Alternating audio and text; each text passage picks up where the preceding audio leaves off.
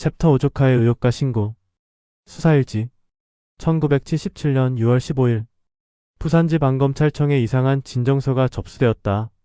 신고자는 박영수, 나이 22세로 화재로 사망한 박순옥의 아들이다. 군 복무를 마치고 제대한 후 부모의 사인에 의혹을 품고 재수사를 요청했다. 박영수는 이모인 박명자가 부모 명의로 보험금을 가져간 사실을 뒤늦게 알게 되었다. 부모님이 돌아가신 후 이모가 보험금을 받았다는 소식을 들었습니다만 저희 가족은 그런 보험에 가입한 적이 없습니다 라고 진술했다. 또한 최근 시동생 김준호의 의문사까지 알게 되면서 이모를 강하게 의심하고 있다. 이에 따라 기존 사건들에 대한 재수사에 착수했다. 일기. 드디어 실마리가 잡혔다. 박영수라는 젊은이가 용기를 내어 신고를 했다. 군대에서 돌아와 보니 부모와 여동생이 모두 죽어 있었다고 한다. 그것만으로도 충격이었을 텐데 이모가 보험금까지 가져갔다는 사실을 알게 되었다니. 저희 부모님은 가난했어요 라고 말하는 박영수를 보니 정말 안쓰럽다. 보험에 가입할 돈도 없었는데 어떻게 그런 거액의 보험이 있을 수 있나요? 22살 청년이 감당하기에는 너무 큰 충격이었을 것이다. 박영수가 들려준 이야기는 정말 가슴 아팠다. 군대에 간 동안 집안에 무슨 일이 일어났는지 전혀 몰랐다고 한다. 부모님은 편지에서 별일 없다고만 했고 여동생도 오빠 걱정할까 봐 아무 말 안 했고 그런데 휴가를 나왔을 때 이모가 자주 집에 온다는 이야기를 들었다고 한다. 부모님 건강도 챙겨주고 여동생 공부도 봐준다고. 그때는 친척이니까 당연하다고 생각했다고. 하지만 제대하고 나서 알게 된 진실은 충격적이었다. 부모와 여동생이 모두 화재로 사망했다는 것. 그리고 이모가 거액의 보험금을 받았다는 것. 도대체 뭔 일이 일어난 건지 이해할 수 없었다고. 박영수는 이모를 찾아가서 따져 물었다고 한다. 왜 우리 가족 모르게 보험을 들었냐고. 그리고 왜 보험금을 혼자 가져갔냐고. 하지만 이모는 그럴듯한 변명만 늘어놓았다고. 부모님이 가난해서 걱정이 되어 보험을 들어줬다고. 만약의 경우에 대비해서라고.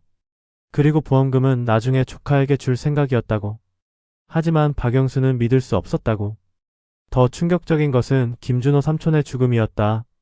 이모와 만난 날 갑자기 죽었다는 것. 그것도 독극물 중독으로. 이상한 우연이 너무 많다고 생각했다고.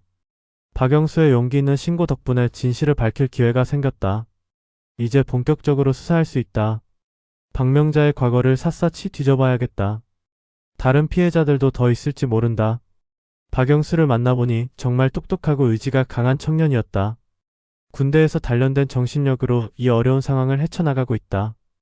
부모와 여동생을 잃은 슬픔도 크지만 진실을 밝히겠다는 의지가 더 강하다. 이모가 우리 가족을 죽였을 가능성이 높다고 생각한다면서도 믿고 싶지 않다고 했다. 그래도 가족이니까. 하지만 증거들을 보면 어쩔 수 없이 인정할 수밖에 없다고. 박영수의 진술을 바탕으로 재수사를 시작했다. 먼저 화재 현장을 다시 살펴봤다. 이전 수사에서 놓친 부분이 있는지 확인했다. 그리고 박명자의 알리바이를 다시 검토했다. 사촌 집 사람들을 다시 만나서 물어봤다. 박명자가 정말 밤새 집에 있었는지, 중간에 나간 적은 없는지. 하지만 모든 사람이 잠들어 있어서 확실하지 않다고 했다. 박명자가 화재 소식을 들었을 때 반응도 의심스럽다. 너무 침착했다는 증언이 있다.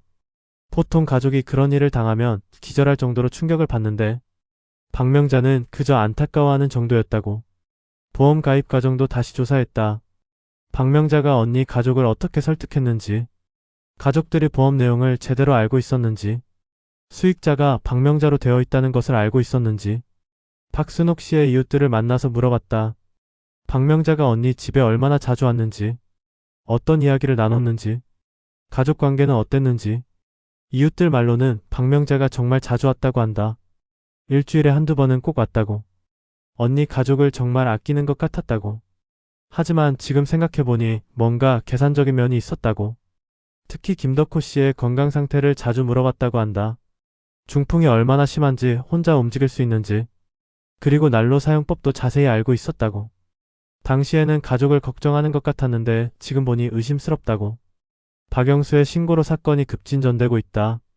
이제 박명자를 본격적으로 수사할 명분이 생겼다. 더 이상 추측이 아니라 구체적인 혐의를 가지고 조사할 수 있다. 박명자도 이제 위기감을 느끼고 있는 것 같다. 조카가 신고를 했다는 소식을 들었을 것이다. 앞으로 더 조심스럽게 행동할 것이다. 하지만 이미 늦었다. 증거는 충분히 모았다. 이제 결정적인 한 방이 필요하다. 박명자가 톡극물을 구입한 기록을 찾아야 한다. 그것만 있으면 기소할 수 있다. 박영수에게 고마웠다. 용기 있는 신고가 아니었다면 진실을 밝히기 어려웠을 것이다. 이제 부모와 여동생의 원수를 갚아주겠다고 약속했다. 정의는 반드시 승리한다. 챕터 6 전면 수사와 진실 규명. 수사일지 1977년 8월 20일 박명자에 대한 전면적인 수사가 시작되었다.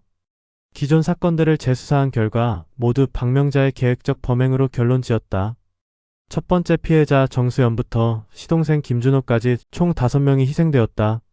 모든 사건에서 박명자가 보험금 수익자로 지정되어 있었다. 박명자의 범행 수법은 다음과 같다. 먼저 피해자들과 친밀한 관계를 유지하며 신뢰를 얻는다.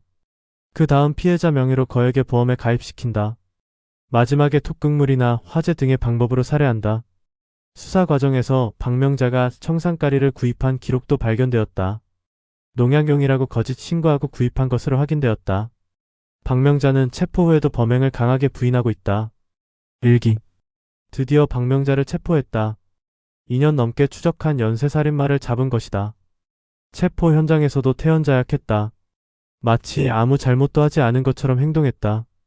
정말 냉혈한이라는 표현이 딱 맞다.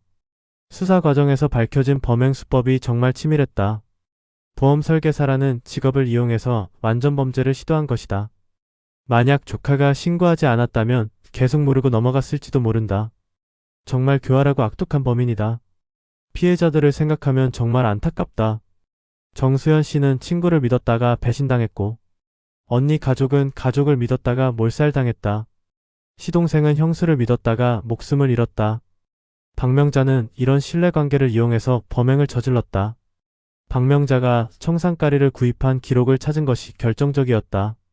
농약용이라고 거짓 신고를 했지만 실제로는 사람을 죽이는 데 사용했다. 보험 설계사가 농약을 쓸 일이 어디 있겠는가? 명백한 살인 목적이었다. 조사 과정에서 박명자의 성격도 많이 드러났다. 겉으로는 친절하고 성실해 보이지만 속으로는 매우 계산적이고 냉혹했다. 돈에 대한 욕심이 굉장히 강했고 목적을 위해서라면 수단과 방법을 가리지 않는 성격이었다. 특히 가족까지 죽이는 것을 보면 정말 악마 같은 여자다. 친언니와 조카까지 불태워 죽였다. 돈을 위해서라면 혈육도 서슴없이 해치는 괴물이다. 이런 사람이 세상에 존재한다는 것이 믿어지지 않는다. 박명자의 과거를 조사해보니 예전부터 문제가 있었다. 이혼한 것도 남편을 속이고 돈을 빼돌렸기 때문이었다. 그때부터 이미 돈에 눈이 멀어 있었던 것이다. 보험 설계사가 된 것도 우연이 아니었다. 보험이라는 제도를 악용해서 사람을 죽이고 돈을 버는 것. 이보다 더 악랄한 범죄가 어디 있겠는가. 사람들의 신뢰를 악용하고 생명을 담보로 돈을 버는 것이다. 정말 용서할 수 없는 범죄다. 체포 과정에서 박명자는 끝까지 시치미를 뗐다. 모두 우연의 일치일 뿐입니다. 제가 왜 가족을 죽이겠어요. 이런 말만 반복했다. 하지만 증거는 명백했다. 청산가리 구입 기록, 보험 가입 과정에서의 사기, 그리고 피해자들과의 관계. 모든 것이 박명자의 범행을 가리키고 있었다. 더 이상 변명할 여지가 없었다. 박명자를 취조하면서 정말 화가 났다. 이런 악한 사람을 본 적이 없다. 5명의 목숨을 빼앗고도 뻔뻔하게 시치미를 떼다니. 양심이라는 게 조금도 없는 것 같다. 특히 13살 조카를 죽인 것이 가장 용서할 수 없다. 아무 죄도 없는 아이를 돈 때문에 죽였다. 이모라는 이름으로 아이를 속이고 가족을 몰살시켰다. 정말 악마도 이런 악마가 없을 것이다. 하지만 이제 정의가 실현될 것이다. 박명자는 마땅한 벌을 받게 될 것이다. 피해자들의 원한이 풀릴 것이다. 특히 박영수 씨가 부모와 여동생의 원수를 갚을 수 있게 되었다. 이 사건을 통해서 많은 것을 배웠다.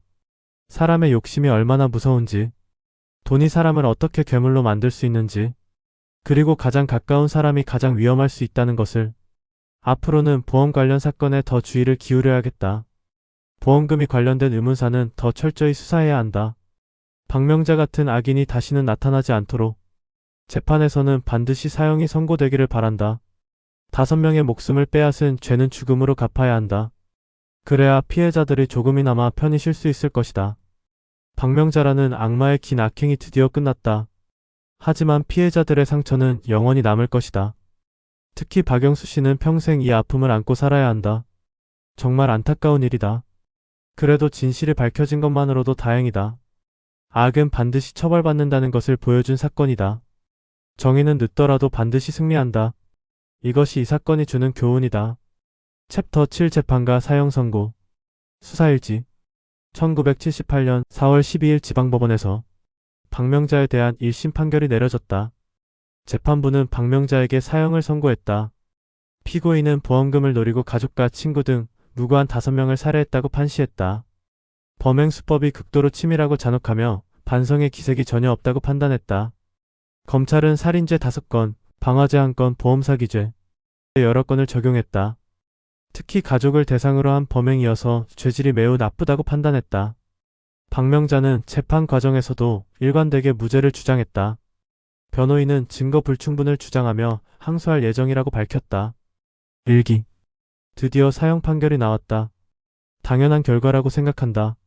5명의 목숨을 빼앗은 것도 모자라서 끝까지 뻔뻔하게 부인하다니. 재판장에서도 저는 무죄입니다 라고 당당하게 말했다. 재판 과정을 지켜보면서 정말 화가 많이 났다. 박명자는 끝까지 자신의 결백을 주장했다. 모든 것이 우연의 일치라고 했다. 자신이 왜 가족들을 죽이겠냐고 했다. 하지만 증거는 너무나 명백했다. 청산가리 구입 기록부터 시작해서 보험 가입 과정의 사기, 그리고 각 사건에서의 알리바이 조작, 모든 것이 치밀하게 계획된 연쇄살인이었다. 검사의 논거를 들으면서 다시 한번 분노가 치밀었다. 박명자가 저지른 범죄의 전모가 낱낱이 밝혀졌다. 친구를 속이고 가족을 배신하고 무고한 생명들을 빼앗았다. 이 모든 것이 돈 때문이었다. 특히 가족을 대상으로 한 범행이 더욱 충격적이었다. 친언니와 매형 그리고 13살 조카까지 밤중에 불을 질러서 온 가족을 몰살시켰다. 이런 잔혹한 범죄가 또 있을까? 피해자 유족들이 법정에 와서 눈물을 흘리는 모습이 안타까웠다. 특히 박영수 씨가 부모님과 동생의 원한을 갚아달라고 호소하는 모습이 가슴 아팠다. 22살 청년이 감당하기에는 너무 큰 아픔이다. 정수연 씨의 남편도 와서 증언했다. 아내가 친구를 그렇게 믿었는데 배신당해서 죽었다고. 남겨진 아이들이 어떻게 살아야 할지 모르겠다고. 박명자를 보면서 정말 화가 난다고 했다. 김준호 씨의 부인도 마찬가지였다. 형수라고 믿었는데 남편을 독살했다고. 아이들이 아빠 없이 어떻게 살아야 하느냐고. 박명자에게 사형을 내려달라고 절규했다. 변호인은 계속 무죄를 주장했다. 증거가 불충분하다고 했다. 상황 증거만 있을 뿐 직접적인 증거가 없다고. 하지만 이미 충분한 증거가 있었다. 판사도 박명자의 죄질을 강하게 질타했다. 인간으로서 해서는 안 될 범죄를 저질렀다고. 가족과 친구의 신뢰를 이용해서 생명을 빼앗았다고. 이런 범죄자에게는 사형만이 합당한 형벌이라고. 박명자는 판결을 듣고도 표정 하나 변하지 않았다. 마치 남의 일인 것처럼 태연했다. 정말 양심이라는 게 없는 사람이다. 이런 냉혈한을 본 적이 없다. 사형 선고를 듣는 순간 법정이 숙연해졌다. 유족들은 눈물을 흘렸고 방청객들도 숨을 죽였다. 하지만 박명자만은 여전히 무표정이었다. 정말 이해할 수 없는 사람이다. 재판이 끝나고 박영수 씨를 만났다. 부모님과 동생의 원수를 갚을 수 있어서 다행이라고 했다. 하지만 아직 항소심이 남아있다고. 끝까지 지켜봐야 한다고. 박명자는 우리나라 최초의 연쇄살인마이자 보험살인범이다. 이런 끔찍한 범죄가 다시는 일어나지 않기를 바란다. 하지만 인간의 욕심은 끝이 없다. 언제든 또 다른 박명자가 나타날 수 있다. 이 사건을 통해서 보험 제도도 많이 개선되었다. 보험 가입 시 심사가 더 까다로워졌고 피보험자와 수익자의 관계도 더 엄격하게 심사한다. 박명자 같은 범죄를 방지하기 위해서다. 하지만 아직 끝난 게 아니다. 항소심도 있고 최종적으로 대법원 판결이 나와야 한다. 박명자가 끝까지 발악할 것이다. 하지만 결국 정의가 승리할 것이다. 사형 선고는 당연한 결과다. 5명의 목숨을 빼앗은 죄는 죽음으로 갚아야 한다.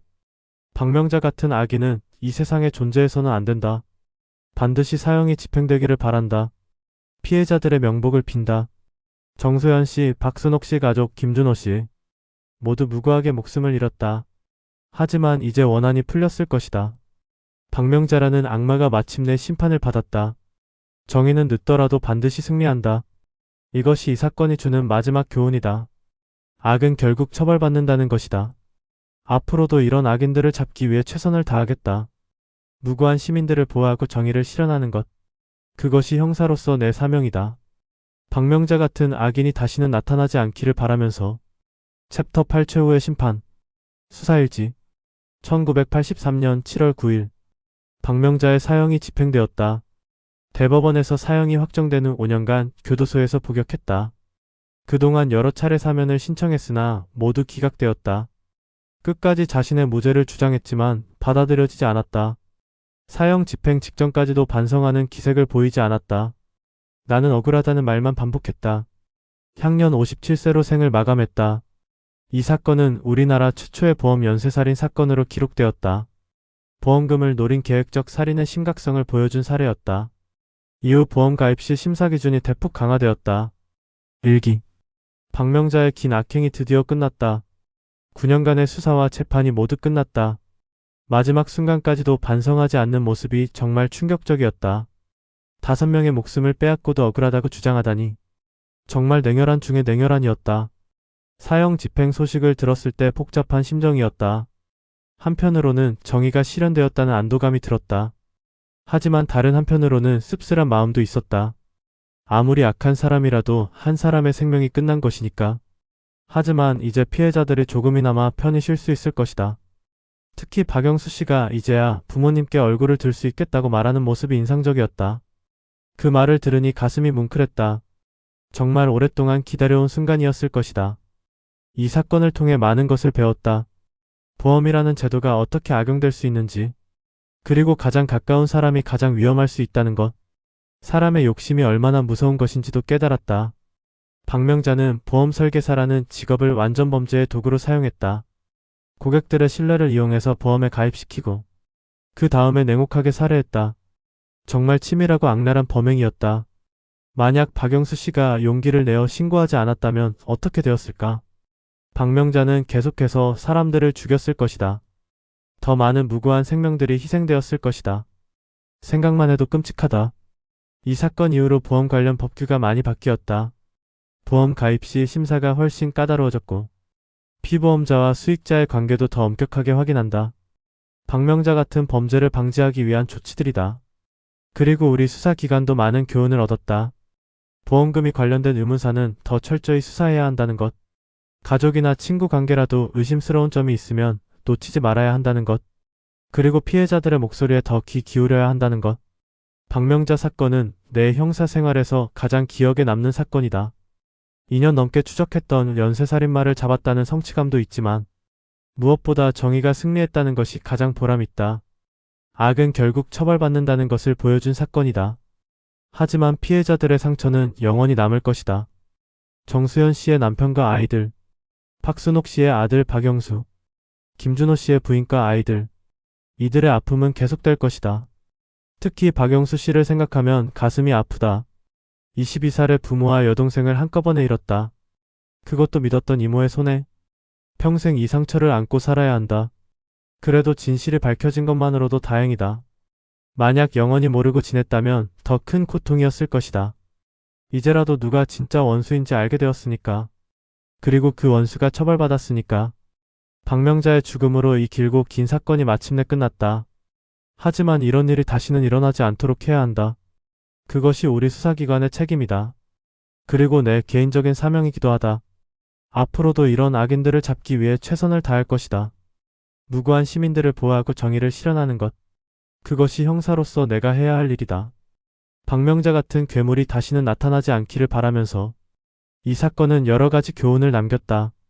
인간의 욕심이 얼마나 무서운지, 돈이 사람을 어떻게 괴물로 만들 수 있는지, 그리고 신뢰가 얼마나 소중하고 위험한 것인지.